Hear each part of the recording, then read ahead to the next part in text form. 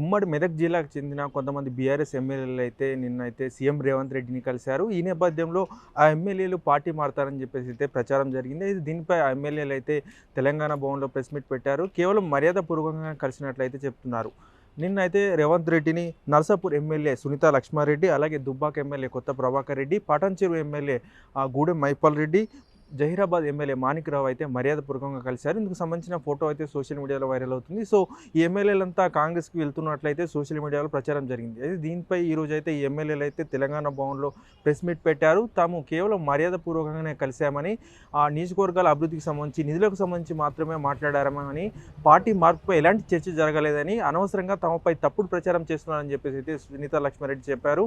మేము ఎలాంటి పార్టీ మారడం లేదని, మేము ప్రతిపక్షంగానే ఉంటామని చెప్పేసి అయితే ఎమ్మెల్యేలు అయితే స్పష్టం చేశారు. దీనిపై మీరు అనవసరంగా సోషల్ మీడియాలో కావచ్చు కొంతమంది అయితే తమపై అసత్య ప్రచారం చేస్తున్నారని, మేము బీఆర్ఎస్లో ఉంటామని చెప్పేసి అయితే వారు స్పష్టం చేశారు. ఈ నేపథ్యంలోనే వాళ్ళు పార్టీ మారడంపై కూడా క్లారిటీ ఇచ్చారు. మేము అసలే మారడం లేదు, ఇక్కడే ఉంటున్నాం, బీఆర్ఎస్ నుండి ఉండి ప్రతిపక్ష పాత్ర పోషిస్తామని చెప్పేసి కూడా చెప్తున్నారు.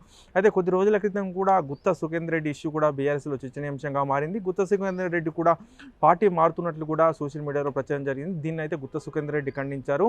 తన కొడుకు నల్గొండ సీట్ అడుగుతున్నప్పుడు నేను పార్టీ ఎలా మారుతానని చెప్పేసి కూడా గుత్తా సుఖేందర్ రెడ్డి చెప్పారు. సో ఈ క్రమంలో అయితే బీఆర్ఎస్లో ఈ పార్టీ మార్పుపై కొందరు ఎమ్మెల్యేలు పార్టీ మారుతున్నారని చెప్పేసి సోషల్ మీడియాలో ప్రచారం జరుగుతున్నప్పటికీ కూడా తమ పార్టీ మారడం లేదని చెప్పేసి అయితే వారు చెప్తున్నారు.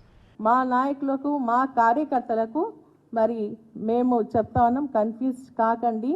కావాలని దురుద్దేశంతో మన పైన లేనిపోని మాటలు చెప్పి మరి ఈ విధంగా మరి అప్రతిష్ట పాలు చేసే విధంగా కొంతమంది మరి ప్రయత్నం చేస్తూ ఉన్నారని చెప్పేసి కూడా ఇప్పుడు కూడా నేను వస్తూ ఉన్నప్పుడు మాకు సంబంధించినటువంటి కార్పొరేటర్కి సంబంధించినటువంటి కొన్ని బోర్ మోటార్ లాగడం లాంటిది అవన్నీ కూడా చేస్తూ ఉన్నారు. అవన్నీ కూడా మేము ఎదుర్కొంటున్నాం కాబట్టి సీఎం గారితో నిన్న మాట్లాడుతూ ప్రోటోకాల్, అదేవిధంగా మాకు ఎస్కాట్ ఇవ్వట్లేదు, పైలటింగ్ ఇవ్వట్లేదు, అదేవిధంగా కొన్ని అభివృద్ధికి సంబంధించినటువంటి విషయాలపైన మరి మాకు సహకరించాలా, ఎందుకంటే మా ప్రజలు కూడా అభివృద్ధిని కోరుకుంటా ఉన్నారు అన్న ఆలోచనతోనే మేము నిన్న వెళ్ళి కలవడం జరిగిందే తప్ప వేరే రాజకీయ దురుద్దేశం కానీ మరి పార్టీ మారేటువంటి ఆలోచన కానీ మాకు లేదు అని చెప్పి స్పష్టంగా తెలియజేశారు. ఇప్పుడు ముఖ్యమంత్రి అనేటోడు కాంగ్రెస్ పార్టీగా లేకపోతే తెలంగాణకు ఒక ముఖ్యమంత్రి, లేదంటే కాంగ్రెస్ పార్టీకి ఒక ముఖ్యమంత్రి, ఇద్దరు ముఖ్యమంత్రులు అయితే ఉండరనుకుంటా నేను. మరి మేము జనరల్గా పోయినాము. మాకు కాన్స్టిట్యున్సీకి సంబంధించి నేను మొన్నటి వరకు 10 ఏళ్ళు ఎంపీగా పనిచేసిన. మాకు మొత్తం జిల్లాలో ఎక్కడెక్కడ ఏం సమస్యలు ఉన్నాయి ఆ సమస్యల మీద నలుగురం కలిసి పోయినాము. మాకు కూడా తెలుసు ఏ కాన్స్టిట్యున్సీలో ఏ ఇబ్బందులు ఉంటాయి.